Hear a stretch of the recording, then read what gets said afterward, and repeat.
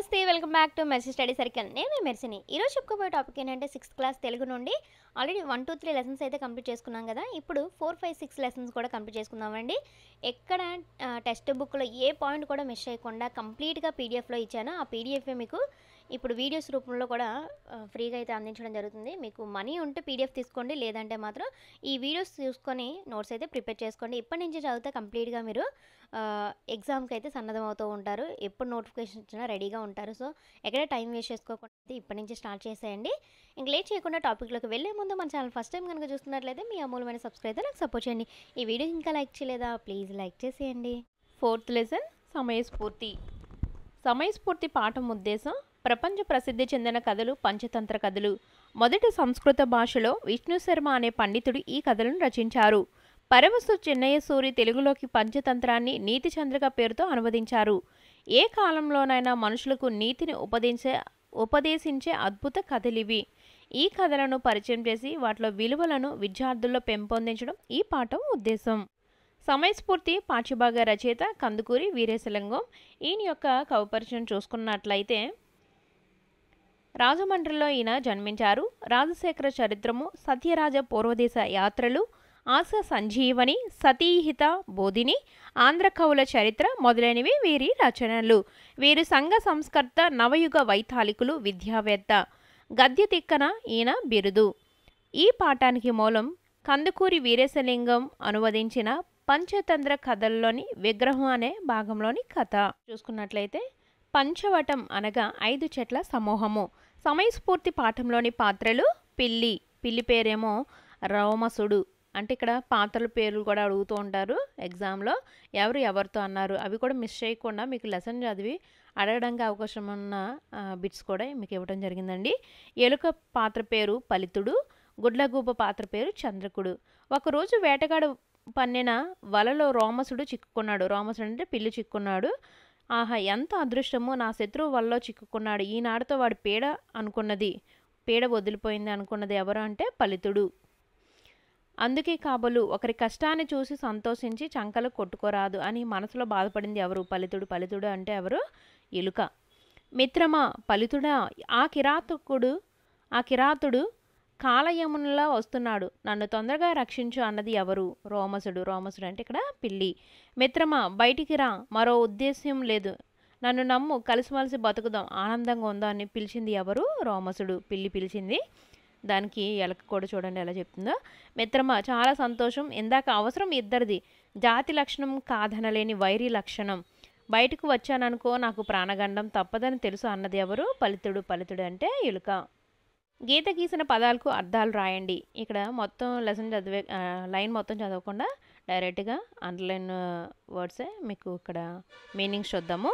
అన్వేషించడానికి, వెతకడానికి, ప్రాణభీతి, ప్రాణభయం, వైరం, విరోధం, మైత్రి, స్నేహం, సదా ఆలోచనలు, మంచి ఆలోచనలు. నెక్స్ట్ వ్యతిరేక పదాలు చూద్దాము.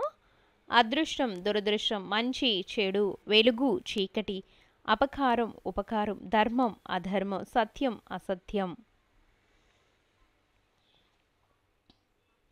నెక్స్ట్ ప్రకృతి వికృతులను జత చేసుకున్నట్లయితే ఆహారము, ఆహారానికి వికృతి ఏంటి? ఓగిరం. ధర్మము, దమ్మం. ప్రాణం, పానం. కథ. సంతోషము, సంతసం. నెక్స్ట్ చూసుకున్నట్లయితే పిల్లలందరూ మైదానంలో ఆడుతున్నారు. పై వాక్యంలో పిల్లలందరూ అనే పదం పిల్లలు ప్లస్ అందరూ అనే 2 పదాల కలయిక వల్ల ఏర్పడింది కాబట్టి దీన్ని సంధి అంటారు. సంధి అంటే ఒక 2 పదాల కలయిక వల్ల ఏర్పడిన ఒక పదాన్ని సంధి అంటారు. ఇక్కడ చూద్దాము వివరణ. పిల్లలు అన్న పదం చివర ఊ ఉంది. సో ఇక్కడ ఊ అనేది ఎలా ఉందంటే లూ ఉంది. లూ అంటే ఏంటి? ఇల్లు ప్లస్ ఊ. ఊ అనే అచ్చు యాడ్ అయితేనే నకారానికి అది లూ అయిందనమాట. సో అందుకే ఇక్కడ చివర ఏమున్నట్టు? ఊ ఉన్నట్టు. అందరూ అన్న పదం మొదట ఏముంది? ఆ ఉంది. ఆ అనే అచ్చు ఉంది. 2 పదాలు కలిసినప్పుడు ఊ ప్లస్ ఆ అన్న 2 అచ్చులకు బదులు ఆ ఒక్కటే వచ్చింది. ఇటువంటి మార్పును సంధి అంటారు. సో ఇక్కడ వివరణ అర్థమైంది అనుకుంటున్నాను. నెక్స్ట్, సంధి జరిగే సమయంలో మొదటి పదం చివరి అచ్చు పోతుంది, రెండవ పదంలో మొదటి అచ్చు మిగులుతుంది. ఇక్కడ సంధి జరిగే సమయంలో అంటే పిల్లలు ప్లస్ అందరూ ఈ సంధి జరిగే సమయంలో ఏమవుతుందంటే మొదటి పదం చివర ఉన్న అచ్చు పోతుంది. చివరి అచ్చు ఏంటి? ఊ కదా, చివరచ్చు ఊ కాబట్టి పిల్లలు ఊ వచ్చిందా, మొదటి పదం చివరేంటి? ఊ వచ్చింది. ఆ ఊ అనే అచ్చు పోతుంది. ఎప్పుడు? సంధి జరిగే సమయంలో, అంటే రెండవ పదంలో మొదటి అచ్చు అనేది మిగులుతుంది. ఈ అచ్చు అనేది మిగులుతుంది. చూడండి, పిల్లలందరూ లా దగ్గర ఇల్ ప్లస్ ఆ వచ్చింది, ఇల్. అదే లు అయితే ఇల్ ప్లస్ ఊ వస్తుంది. ఇక్కడ పిల్లలందరూ లా అంటే లాలోని ఆ కూడా ఉంటుంది, ఇల్ ప్లస్ ఆ యాడ్ అయితేనే లా అనేది వస్తుంది, అక్షరం అనేది వస్తుంది. సో పిల్లలందరూ. సో అచ్చు మాత్రం మిగిలింది, మొదటి చివరి అచ్చు మాత్రం పోయింది. ఈ పిల్లలు అనే పదంలోని చివరి అచ్చు అనే ఊ అనే అచ్చు పోయి ఏం మిగిలింది? రెండవ పదంలోనే అచ్చు మాత్రం మిగులుతుంది, అందే పిల్లలందరూ అయింది. సో నెక్స్ట్, రెండు తెలుగు పదాల మధ్య జరిగే ఈ సందులను తెలుగు సందులు అంటారు. రాముడు ప్లస్ అతడు, రాముడు అతడు. సేమ్ ఇందాకలాగే మొదటి పదం చివరి అచ్చు ఏంటి? ఊ. రెండవ పదంలోని అచ్చు ఆ. ఈ సంధి జరిగే సమయంలో ఏమైంది? ఈ ఊ అనే అచ్చు పోయింది, ఆ అనే అచ్చు మిగిలింది. రాముడు అతడు, డా ఇడ్ ప్లస్ ఆ ఏమైంది? డా అయింది, రాముడు అతడు. నెక్స్ట్ ఇందులో రాముడు మొదటి పదం, అతడు రెండవ పదం. మొదటి పదమైన రాములను చివరి ఉకారం పోయి రెండవ పదంలోనే అకారం మిగిలింది. ఇప్పుడు చెప్పుకున్నాం కదా, ఈ ఊ అనే అకారం పోయి రెండవ పదంలోనే ఆ అనే అకారం మిగిలింది. అప్పుడే రాముడు అతడు అయింది. రాముడు ప్లస్ అతడు, రాముడు అతడనే రూపం ఏర్పడింది. క్రింది పదాలను విడదీయండి. వాడెక్కడ, వాడు ప్లస్ ఎక్కడ. వీటిని మనం ఎక్స్ప్లెనేషన్ అయితే ఇవ్వవసరం లేదు కదా, ఎందుకంటే మీకు అందరికీ తెలిసిన విషయమే. మనమందరము, మనము ప్లస్ అందరము. ఎవరిక్కడ, ఎవరు ప్లస్ ఇక్కడ. వారందరూ, వారు ప్లస్ అందరూ. మహనీయులందరో, మహనీయులు ప్లస్ ఎందరో ప్లస్ ఓ. కొన్ని పదాలనిచ్చి వాటి మార్పును చర్చించమంటున్నారు. ఉదాహరణ చూసుకున్నట్లయితే ముసలివాళ్ళు ప్లస్ అందరూ. ఇక్కడ చూడండి, ఈ లూకి మనము దాన్ని ఎలా డివైడ్ చేస్తామంటే ఇల్ ఊ లు. ఆ అనేది సెకండ్ పదంలో మొదటి వచ్చేంటి ఆ ఉంది. సో ఎల్, ముసలి వాళ్ళు అందరూ. అలాగే అది ఎగ్జాంపుల్ ఇచ్చారు, మిగిలిన చూద్దాము. వీళ్ళు ప్లస్ అందరూ, వీళ్ళందరూ. దాంట్లో చూడండి ఎల్ ప్లస్ ఊ. ఇక్కడ చూడండి లు. అందరిలో మొదటి అచ్చు ఆ, లా. సో నెక్స్ట్, ఇల్లు ఉంది, ఇది సెకండ్లోని ఊ అనే అకారము, నెక్స్ట్ ఉకారము ఇల్, లు కాబట్టి ఇల్లు ప్లస్ ఊ అనేది వస్తుంది, ఉకారం అనేది వస్తుంది. సో ఏమైంది? ఇల్లు. సో ఇవన్నీ ఇంకా సేమ్ అంతే. ప్రజలందరూ. ఈ లూలోని ఇల్లు ప్లస్ ఊ. అందులో సెకండ్ పదంలో ఆ అనే వచ్చు కాబట్టి ప్లస్ ఆ ఏమైంది? లు. డొక్కలు ఎండిపోయిన. ముసలివారు ప్లస్ అంటే ముసలివారుంటే. పాఠాలు ప్లస్ ఎన్ని, పాఠాలెన్ని. ఇక్కడ సేమ్ అదే, ఒళ్ళు ప్లస్ ఊ ప్లస్ ఏ అంటే సెకండ్ పదంలో ఎన్ని అని ఉంది కదా, ఏ. ఈ రెండు కలిపితే లే. ప్రథమేతర విభక్తి శత్రర్థక చువర్ణములందున్న ఉపకారమునకు సంధి వైకల్పికముగా వస్తుంది. Repeat again. ప్రథమేతర విభక్తి శత్రర్థక చువర్ణములందున్న ఉపకారమునకు సంధి వైకల్పికముగా వస్తుంది. క్రింది వాక్యాల్లో పరుష అక్షరాలను గుర్తించండి. పరుష అక్షరాలు, అసలు పరుష అక్షరాలు అంటే పరుషాలు అనేవి క, చ, ట, త, ప. కచడి తపాలను పరుష అక్షరాలు అంటారు. ఇప్పుడు ఫస్ట్ సెంటెన్స్లో కన్నవారిని కొలుద్దాం. కా అనేది కచడి తప. ఇందులో పరుషాక్షరం ఏముంది? కా ఉంది. ఇక్కడ కొలుద్దాంలో కా కూడా ఉంది. నెక్స్ట్ చదువులుగా బాగా చదువుదాం, చదువులు బాగా చదువుదాం, చా చా. చీటపాట చినుకులు పడ్డాయి, ఇందులో కూడా చా అనే పరుషాక్షరం ఉంది. ఇక్కడ చూడండి, తపాలవాడు వచ్చాడు తనతో జాబులు తెచ్చాడు. తా అనేది పా అనేది రెండు కూడా పరుషాక్షరాలే. పరిమళం అంటే మాకు ఇష్టము, పా అనేది కూడా పరుషాక్షరమే. సో ఇవి పరుషాక్షరాలు. సో అందుకే ఇక్కడ చూడండి క్లియర్గా అయితే ఆన్సర్స్ ఇచ్చాను. నెక్స్ట్ చూసుకున్నట్లయితే క్రింది అక్షరాలను పరిశీలించండి, స్థిరాక్షరాల చుట్టూ 0 చుట్టండి. ఇక్కడ హల్లులు ఇచ్చారండి, వీటిలోని స్థిరాక్షరాలు ఏంటో ఐడెంటిఫై చేయమంటున్నారు. అసలు స్థిరాక్షరాలు అంటే ఏంటి? స్థిరములు అంటే పరుషాలు, పరుషాలు మరియు సరళాలు. పరుషాలు సరళాలు కానీ మిగిలిన హల్లులు ఏవైతే ఉన్నాయో అవన్నీ స్థిరాక్షరాలే అవుతాయి. అర్థం కాలేదు కదా?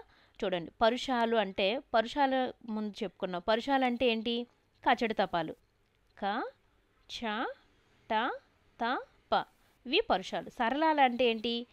గ జ డ ధ బ. మీకు ఈ లెసన్ అదే వర్ణమాల అర్థం కావాలంటే ఖచ్చితంగా వీడియో డిస్క్రిప్షన్లో ఇచ్చాను, ఆ వీడియో చూడండి. వర్ణమాల పార్ట్ 1 పార్ట్ 2 కలిపి ఒక వీడియో చేశాను, ఆ వీడియో చూడండి. ఖచ్చితంగా మీకు చాలా బాగా అర్థమవుతుంది. కోర్స్తో చెప్పాను, బాగా గుర్తుంటుంది. చూడండి, పరుషాలు సరళాలు ఉన్న సరళాలు కానీ మిగిలిన అక్షరాలన్నీ కూడా స్థిరాక్షరాలు అవుతాయి. పరుషాలు అనేవి కచడి తపాలు, సరళాలు అనేవి గజడి తపాలు. ఈ అక్షరాలు కాకుండా మిగిలిన ఏవైతే అక్షరాలు ఉన్నాయో అవి స్థిరాక్షరాలు. ఇక్కడ చూద్దాము, చూడండి, ఖ ఘ జ్ఞ ఛ ఛ ఇని ఠ ఢ అన థ ధ న, ఇవన్నీ కూడా స్థిరాక్షరాల కింద వస్తాయి. ఇక్కడ నేను చెప్పాను కదా, ఇవన్నీ అంటే ఎంత ఇంకా క్లియర్గా చెప్పాలంటే ఇక్కడ ఆన్సర్లు కూడా ఇచ్చాను, చూసుకోండి. పరుషాలు సరళాలు కానివి ఏవైతే ఉన్నాయో అవి మిగిలిన హల్లులన్నీ కూడా స్థిరాక్షరాల కింద వస్తుంది.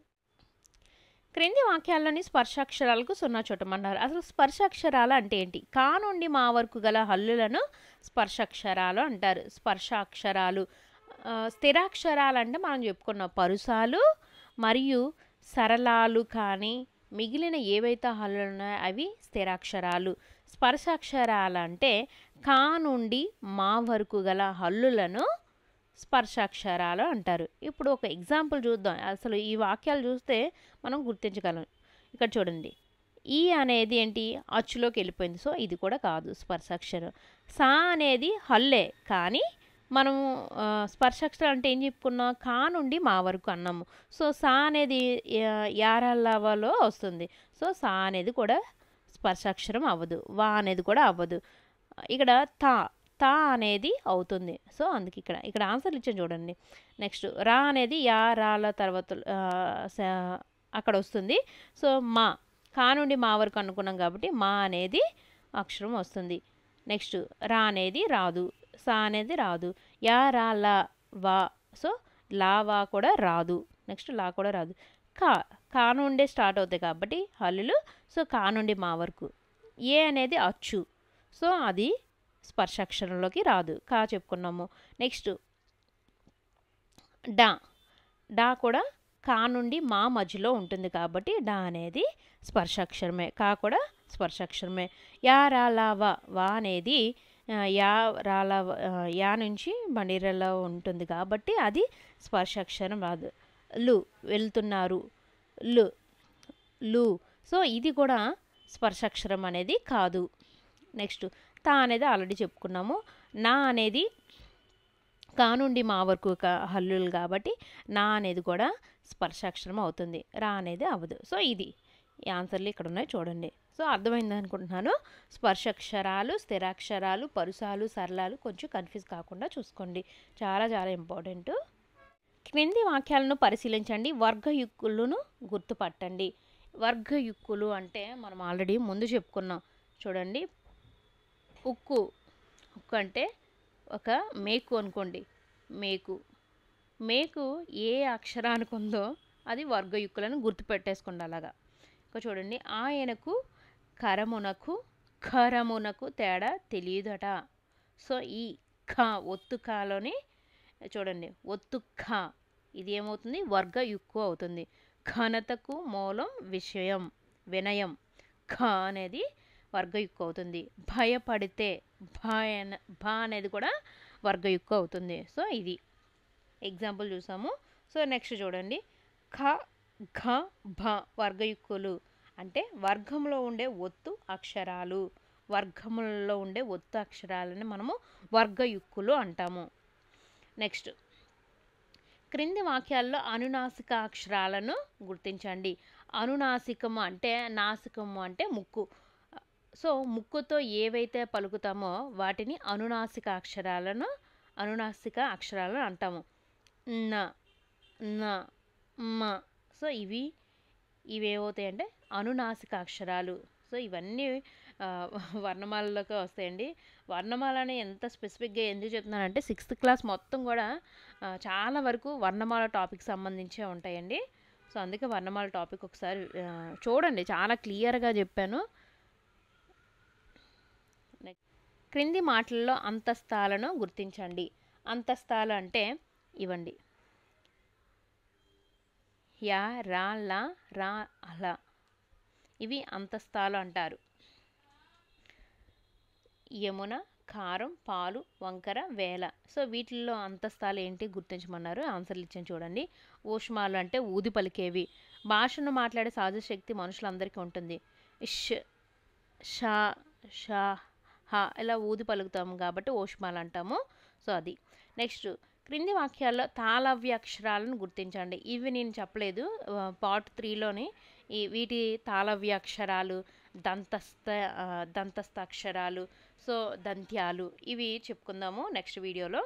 ఈ ఇలలో చక్కగా చదువుకున్న వారే సుఖపడతారు. తాళవ్య అక్షరాలు ఈ చ ఛ. ఇందులో ఉన్న సెంటెన్స్లో తాళవ్య అక్షరాలను గుర్తించమన్నారు. సో అవి. నెక్స్ట్ క్రింది గడిలో మూర్ధన్యాక్షరాలను గుర్తించండి అంటున్నారు. ఇవి కూడా నెక్స్ట్ పార్ట్ 3లో చెప్పుకుందాము. పట్టికిచ్చారు, ఇక్కడ నేను అయితే ఆన్సర్లు చేసి ఇచ్చాను. ఇవి ఠ, అన, ఢ, క్ష, డ, ర, ఠ. ఇవి మూర్ధన్యాక్షరాలు అవుతుంది. క్రింది భాషా భాగాలను జతపరచండి. విశేషణం ఎర్రని, నామవాచకం వనజ, క్రియ చదివాను, అవ్యయం కానీ, సర్వనామం ఆమె. సో భాషా భాగాలు అనేవి మనకి బాగా తెలుసు కదా, చిన్నప్పటి నుంచి నేర్చుకుంటున్నాము. అవి ఎక్స్ప్లెనేషన్ అవసరం లేదు కదా. నెక్స్ట్, క్రింది వాటిలో ఖాళీని పూరించమంటున్నారు. నామవాచకానికి లేదా సర్వనామానికి ఉన్న గుణాన్ని తెలిపేది ఏంటి? విశేషణం. నామవాచకానికి లేదా సర్వనామానికి ఉన్న గుణము అనేసరికి విశేషణం, యాడ్జెక్టివ్. పేరుకు బదులుగా వాడేది ఏంటి? సర్వనామం. అంటే సర్వనామం అంటే ప్రొనౌన్. నౌన్కు బదులుగా వాడేది ఏంటి? ప్రొనౌన్. పనిని తెలిపే మాట. పనిని తెలిపేది ఏంటి? క్రియ అంటే వర్బ్. యాక్షన్ తెలిపేది ఏంటి? వర్బ్. లింగవచన విభక్తులు లేనిది అవ్యయం. లింగవచన విభక్తులు లేనిది అవ్యయం. పేరుని తెలిపే పదం నామవాచకం, నౌన్. చమత్కార పద్యం చూసుకున్నట్లయితే, ఇలలో నిద్దరు రాజులు మలయూచు చదరంగమాడి మాపటి వేలన్ బలమెత్తి కట్ట మరచిన నెలుకలు తమ కలుగులోనికే ఏనుగు నీడ్చెన్. ఇలలో 2 రాజులు పట్టుదలతో చదరంగం ఆడుతున్నారు. రాత్రి అయింది. చదరంగం మీద బలాన్ని పావులను ఎలా ఉన్నవే అలానే వదిలేసి వెళ్ళారు. రాత్రికి ఎలుకలు వచ్చి ఏనుగు అంటే పావును తమ రంధ్రంలోకి ఈడ్చుకొని పోయాయి. విద్వాన్ సర్వత్ర పూజ్యతే. విద్యావంతుడు అన్ని చోట్ల పూజింపబడతాడు. స్ఫూర్తి అనే కథలో మగధను పరిపాలించే రాజు విక్రమసేనుడు యుద్ధంలో పరాజయం పొంది ప్రాణాలను రక్షించుకునేందుకు ఒక కొండ గుహలో దాక్కున్నాడు. నిస్సహాయుడిగా ఎంతకాలం ఇలా దాక్కోవాలి అని, చావే శరణ్యమని అనుకుని ప్రాణాలు ఎలా తీసుకోవాలా అని ఆలోచిస్తున్న సమయంలో అతనికి సాలెపురుగు కనిపించింది. అది తన గూడును నిర్మించుకునే విధానం విక్రమసేనులో స్ఫూర్తిని కలిగి శత్రువుపై దాడి చేసే చివరకు తన రాజ్యాన్ని పొందాడు. ఇంతటితో 4th లెసన్ కంప్లీట్ అయిపోయింది. నెక్స్ట్ 5th లెసన్ మన మహనీయులు. ఉపవాచకం చూసుకున్నట్లయితే, అమరజీవి పొట్టి శ్రీరాములు. పొట్టి శ్రీరాములు పూర్వీకులు ఒకప్పటి నెల్లూరు జిల్లా కనిగిరి ప్రస్తుతం ప్రకాశం జిల్లా ప్రాంతీయులు. కొన్ని ఉపవాచకం కాబట్టి కొంచెం మ్యాటర్ ఎక్కువగా ఉంటుంది, సో అందుకని ఫాస్ట్గా చదివేస్తాను. వ్యాపార రీత్యా మద్రాసు చెన్నైలో స్థిరపడ్డారు. శ్రీరాములు గారు గురువయ్య మహాలక్ష్మమ్మ దంపతులకు మద్రాసులో 16/3/1901 జన్మించారు. మద్రాసు, బొంబాయి నగరాల్లో విద్యాభ్యాసం చేశారు. తన మేనమామ కుమార్తె సీతమ్మను వివాహం చేసుకున్నారు. పేదవారి కష్టాల్లో పాల్పంచుకునేవారు. ఇతరుల కోసం ఏదో ఒకటి చేయాలని తప్పించేవారు. గాంధీజీ బోధనలకు శ్రీరాములు ఆకర్షితుడయ్యారు. ఆ బోధనలే వీరిని భారత స్వాతంత్రోద్యమం వైపు నడిపించాయి. రాజ్కోట్ సత్యాగ్రహంలో పాల్గొని 6 నెలలు గాంధీతో పాటు జైలు శిక్ష అనుభవించారు. ఉద్యమంలో భాగంగా ఖాదీ ప్రచారం, మద్యపాన నిషేధ ప్రచారం, నిమ్న జాతులకు దేవాలయ ప్రవేశం వంటి సాంఘిక సేవ కార్యక్రమాలను చేపట్టారు. ఆంధ్రులు తమిళులకు కలిపి ఒకే రాష్ట్రంలో ఉండటం వల్ల తెలుగువారు అనేక ఇబ్బందులు పడటం వీరు గమనించారు. కొంచెం ఉపవాచకంలో మ్యాటర్ ఎక్కువ ఉంటుంది, చదివేస్తాను ఫాస్ట్గా. ప్రత్యేక ఆంధ్ర రాష్ట్రం కోసం 1911 నుండి ఎన్నో సభలు, సమావేశాలు, తీర్మానాలు జరుగుతున్నాయి, కానీ ఆంధ్ర రాష్ట్రం ఏర్పడలేదు. ఆంధ్రులకు ప్రత్యేక రాష్ట్రాన్ని ఏర్పాటు చేస్తూ ప్రకటించే వరకు నా దీక్ష అమరణాంతం కొనసాగిస్తాను అని ప్రకటించి 19/10/1952 ఆదివారం శ్రీరాములు ఆమరణ నిరాహార దీక్ష ప్రారంభించారు. 1952 డిసెంబర్ 15 రాత్రి 11:30 పొట్టి శ్రీరాములు మరణించారు. పొట్టి శ్రీరాములు మరణం తర్వాత 3 రోజుల పాటు జరిగిన ఆందోళనలతో నెహ్రూ గారు ప్రత్యేక ఆంధ్ర రాష్ట్రం ఇస్తానని ప్రకటించారు. 1953 అక్టోబర్ 1న కర్నూలు రాజధానిగా ఆంధ్ర రాష్ట్రం ఏర్పాటైంది. నెక్స్ట్ చూసుకున్నట్లయితే జాతీయ జెండా రూపశిల్పి పింగళి వెంకయ్య, ఈయన గురించి చూద్దాము. ఈయన 1878 ఆగస్టు 2న కృష్ణా జిల్లా బట్ల పెనమర్రులో జన్మించారు. దేశభక్తితో 19 ఏళ్ల వయసులోనే సైన్యంలో చేరారు. 1906 కలకత్తా కాంగ్రెస్ మహాసభలో బ్రిటిష్ జెండా ఎగరవేయడం ఈయనకు నచ్చలేదు. 1921లో విజయవాడలో జరిగిన అఖిల భారతీయ కాంగ్రెస్ సమావేశంలో గాంధీజీ పింగళ వెంకయ్యను జాతీయ పతాకం తయారు చేసి ఇవ్వమని అడిగారు. గాంధీ గారు అడిగిన 3 గంటల వ్యవధిలో జెండాను పింగళి వెంకయ్య గారు తయారు చేశారు. జెండాలో కాషాయం రంగు త్యాగానికి, దేశభక్తికి ప్రతిగా, తెలుపు రంగు శాంతికి, సత్యానికి చిహ్నంగా, ఆకుపచ్చ రంగు సమృద్ధికి, నమ్మకానికి గుర్తుగా వీరు త్రివర్ణ పతాకాన్ని రూపొందించారు. ఎవరు? పింగళి వెంకయ్య. జాతీయ పతాకం మధ్యలో మొదట్లో రాట్నం ఉండేది, తర్వాత అశోక ధర్మచక్రం చేర్చారు. పింగళి వెంకయ్య 4/7/1963న స్వర్గస్థులయ్యారు, చనిపోయారు. నెక్స్ట్ చూసుకున్నట్లయితే జాతీయ ప్రజ్ఞా నిర్మాత పైడిమర్రి వెంకట సుబ్బారావు. 1962 భారత్ చైనా యుద్ధం తర్వాత మన దేశ విద్యార్థుల్లో ప్రాథమిక దశ నుండే దేశభక్తి కలిగించాలనే భావం సుబ్బారావు గారికి కలిగింది. భారతదేశం నా మాతృభూమి అనే ప్రతిజ్ఞ రాసి తెన్నేటి విశ్వనాథం గారితో చర్చించి ప్రభుత్వం దృష్టికి తీసుకెళ్లారు. 1964లో బెంగళూరులో ప్రముఖ న్యాయ నిపుణుడు మహమ్మద్ కరీం చాగ్లా అధ్యక్షతన కేంద్రీయ విద్యా సలహా మండలి సమావేశంలో జాతీయ ప్రతిజ్ఞగా దీనిని స్వీకరించారు. జాతీయ ప్రతిజ్ఞను 1965 జనవరి 26 నుండి దేశమంతటా అన్ని భాషల పాఠ్యపుస్తకాలతో ప్రచురించారు.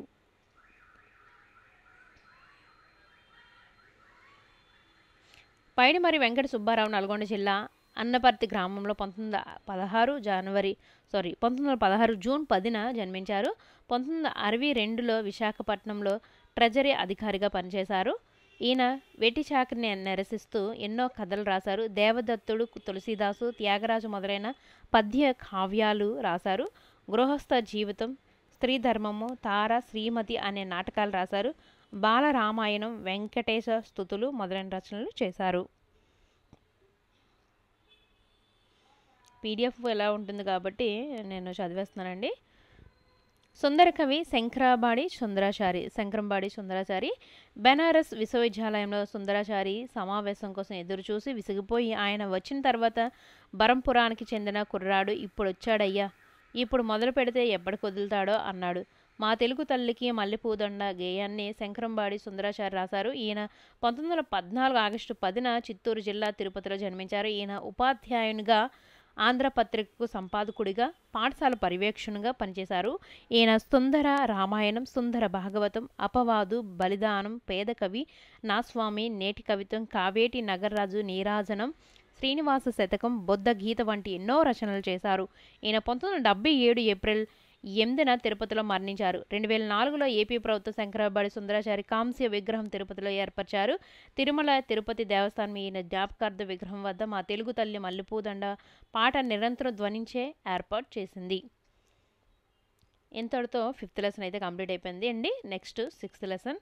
ఇదైతే అన్ని సుభాషితాలు అంటే పద్యాలకు సంబంధించి ఉంటుంది. అవి కూడా చూసేద్దాము ఫాస్ట్గా. 6th లెసన్ సుభాషితాలు పద్య భాగం. సుభాషితాలు పాఠం ఉద్దేశం విద్యార్థుల్లో నైతిక విలువలు పెంపొందించడం, వారిని ఉత్తమ పౌరులుగా తీర్చిదిద్దడం. ఈ పాఠం యొక్క సుభాషితాల పాఠం యొక్క ఉద్దేశము కష్టపెట్టబోకు కన్న తల్లి మనసు, నష్టపెట్టబోకు నాన్న పనులు, తల్లిదండ్రులన్న దైవ సన్నిబులరా, లలిత సుగుణజాల తెలుగు బాల. నెక్స్ట్ ఇక్కడ చూసుకున్నట్లయితే కవి, కాలం, శతకం ఇవి కూడా శతకాలు చాలా ఈజీగా గుర్తుపెట్టుకోవడానికి కోడ్స్ పెట్టానండి. మీరు ఒకసారి చూసుకోండి, అది కూడా డిస్క్రిప్షన్లో లింక్ ఇస్తాను. నార్ల చిరంజీవి 20వ శతాబ్దం తెలుగు పూలు, వేమన 17వ శతాబ్దం వేమన శతకం, కర్ణశ్రీ 20వ శతాబ్దం తెలుగు బాల శతకం, తిక్కన 13వ శతాబ్దం మహాభారతం, పక్కి అప్పల నరసింహం 17వ శతాబ్దం కుమార కుమార్తె శతకాలు, పోతలూరి వీరబ్రహ్మం 17వ శతాబ్దం కాళికాంబ సప్తసతి, మారద వెంకయ్య 16వ శతాబ్దం భాస్కర శతకం, కంచర్ల గోపన్న 17వ శతాబ్దం దాశరథి శతకం. ఇక్కడ శతకాలు అయితే కంప్లీట్ అయ్యాయి. నెక్స్ట్ పోయమ్స్ ఉంటాయి, అవి కూడా చూసేద్దాం. ఆట వెలది పద్యం చూసుకున్నట్లయితే కడిచిపోయినట్టి క్షణము తిరిగి రాదు, కాలమోరకెప్పుడు గడపబోకు, దీపమున్న ఎప్పుడే దిద్దుకోవలే నిల్లు, విలువ తెలిసి చదువు తెలుగు బిడ్డ. పోయమ్స్ అన్నీ చదవనవసరం లేదనుకుంటున్నాను. శతకం. శతకం అంటే 100 పద్యాల రచన. శతక పద్యాల చివర మకుటం ఉంటుంది. ఇందులో పద్యాలు ముక్తకాలుగా ఉంటాయి. అంటే ఏ పద్యానికి ఆ పద్యం స్వతంత్ర భావం కలిగి ఉంటుంది. మకుటం ఉండటం వలన శతక కవి ఏ పద్య ఛందస్సును ఎన్నుకుంటాడో అదే ఛందస్సులో అన్ని పద్యాలు రాయవలసి ఉంటుంది. శతకాలకు సంబంధించి క్వశ్చన్స్ అడుగుతూ ఉంటారు, చూసుకోండి ఫ్రెండ్స్. నెక్స్ట్ చెలిమి శిలాక్షరం ఎప్పుడు, అలుక జలాక్షరము సుజనలగు వారలకున్. చెలిమి జలాక్షరం ఎప్పుడు, అలుక శిలాక్షరము కుజనలగు వారలకున్. అలుక ఎవరికి? జలాక్షరం సుజనలకు లేదా మంచివారికి. చెరిగిపోనిది అనే అర్థంలో కవి ఏ పద్యాన్ని వాడాడు? శిలాక్షరం. గీత గీసిన పదాలకు అర్థాలు రాయండి. సిరి సంపద, బుధులు పండితులు, రైతులు కర్షకులు, ధరణి భూమి, అంబుది అంటే సముద్రం. సమానార్థక పదాలన్నా పర్యాయ పదాలన్నా ఒకటే, వాటిని చూద్దాము. వృక్షాలు మనల్ని రక్షిస్తాయి, తరువులు రక్షణ మనందరి బాధ్యత. వృక్షాలు, తరువులు ఇవి పర్యాయ పదాలు. నెక్స్ట్ భాస్కరుడు, సూర్యుడు, యుద్ధం, రణం ఇవి పర్యాయ పదాలు. నెక్స్ట్ వ్యతిరేక పదాలు చూసుకున్నట్లయితే మర్యాద, అమర్యాద, సంతోషం, విచారం, సహజ, అసహజం. ప్రకృతి వికృతులు కూడా చూస్తుంది. శ్రీ సిరి, దీపము దివ్వె, రోషం రోసం. క్రింది పదాలను పరిశీలించండి. మాయమ్మ, మా ప్లస్ ఈ ప్లస్ ఇ ప్లస్ అమ్మ, మాయమ్మ. ఇక్కడ యానే ఇలా డివైడ్ చేస్తాం అనమాట. మీ ఇల్లు, మీ ప్లస్ ఈ ప్లస్ ఇల్లు. పై పదాల మధ్య అయ్య అదనంగా వచ్చి చేరింది. అలా చేరడాన్ని ఎడాగమము అంటారు. ఈ అనే నకారము చేరినప్పుడు అది మనకు ఎడాగమము అంటారు. క్రింది పదాలను విడదీయండి. మేనయత్త, మేనత్త. చూడండి సార్, క్షమించండి. మేన ఇగ్ ప్లస్ అత్త. ఉన్న యూరు, ఉన్న ప్లస్ ఇగ్ ప్లస్ ఊరు. సరి అయిన, సరి ప్లస్ ఈ ప్లస్ అయినా. నాది అన్న, నాది ప్లస్ ఈ ప్లస్ అన్న, నాది అన్న. క్రింది పదాలను విడదీయండి. ఏమంటివి, ఏమి ప్లస్ అంటివి. ఈ మాని ఎలా మనం డివైడ్ చేస్తాం చూడండి. మీని ఫస్ట్ ప్లస్ ఈ. మీ చేరింది అంటే దాంట్లో ఏమేమి ఉన్నాయి? అనే కారము ఈ యాడ్ అయితేనే ఈక్వల్ టు మీ అయ్యిందనమాట. సో మీకి ఇది ఎలా డివైడ్ చేస్తాం. నెక్స్ట్ సెకండ్ పదంలోని మొదటి అచ్చు ఏంటి? ఆ. సో మా సంధి జరిగితే ఏమి అంటివి? ఏమి ప్లస్ ఈ ప్లస్ అంటివి. సో ఇది సంధి జరగకపోతే, సంధి జరిగితే ఇలా వస్తుంది. సంధి జరగకపోతే ఈ ప్లస్ ఆ ఏమి అంటివి, ఏమి అంటివి. సో అలా అనమాట. పై పదాల వల్ల కింద పదాలను విడదీయండి. వచ్చిరిప్పుడు, వచ్చిరి ప్లస్ ఇప్పుడు. ఈ రీలోని మనం ఏమేమి ఉంటాయి చూడండి. ఇర్రి ప్లస్ ఈ. ఈ రీని మనం ఎలా డివైడ్ చేస్తాం? ఇర్రి ప్లస్ ఈ. నెక్స్ట్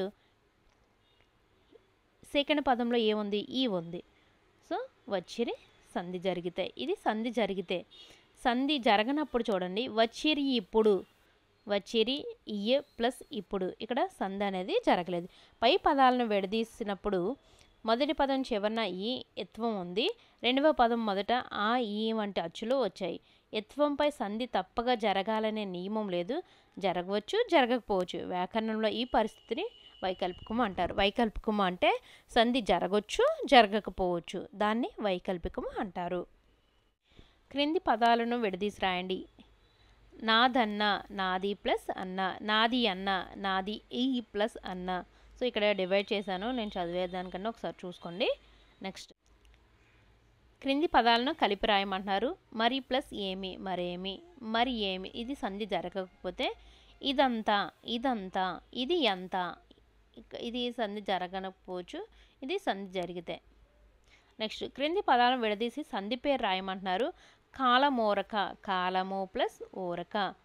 చూడండి, ము వచ్చిందంటే ఈ ఉమ్ము ప్లస్ ఊ చేరితేనే ము అయింది. కాలము ప్లస్ ఊరక. సో ఉత్వ సంధి.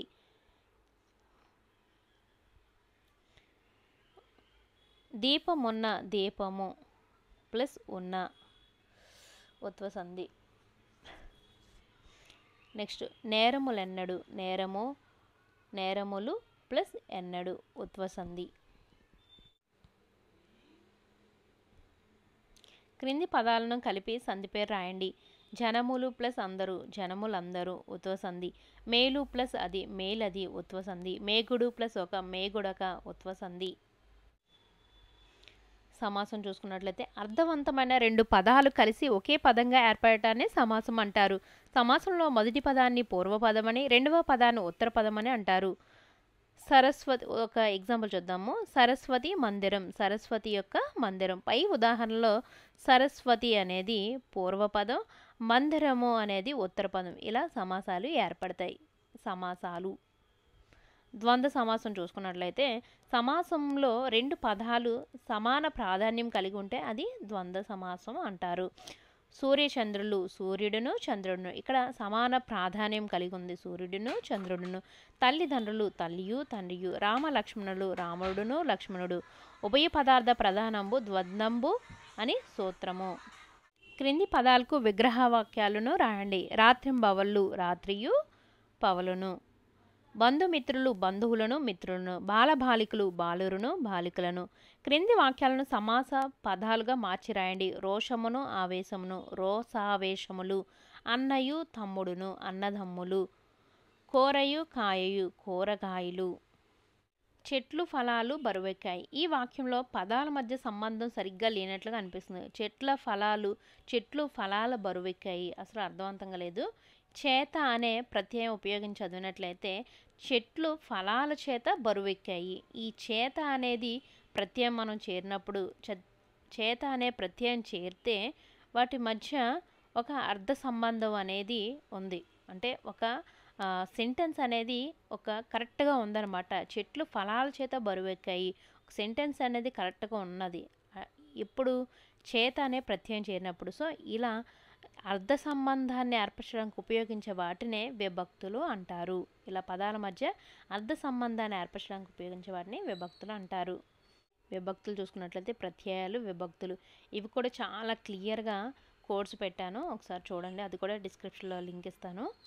ఖచ్చితంగా కోర్స్ చూడండి. కోర్సు మీరు చూసుకున్నట్లయితే చాలా బాగా గుర్తుంటుందండి. లైఫ్ లాంగ్ గుర్తుంటుంది. మీరు ఒకవేళ టీచ్ చేసినప్పుడు మీ పిల్లలు కూడా చాలా బాగా చెప్పగలరు ఆ కోర్సు గుర్తుపెట్టుకుంటే, కోర్సుతో ఒకసారి చూస్తే.